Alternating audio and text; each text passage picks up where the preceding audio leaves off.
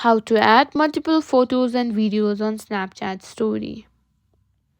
If you're a Snapchat lover and want to know how to post multiple photos and videos on your Snapchat story at once, you've come to the right place. In today's video, I'm going to show you how to add multiple photos and videos to your Snapchat story.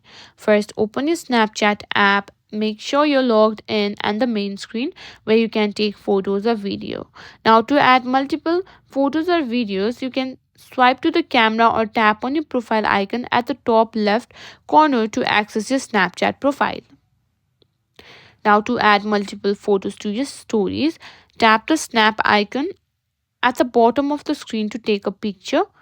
And once you've taken it, simply click on send to and click on my story. You can add it to public or friends only. You can also put it through your gallery as well.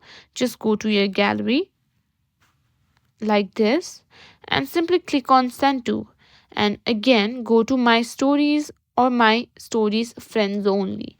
And that's it. That's how you simply add multiple photos and videos to your Snapchat story.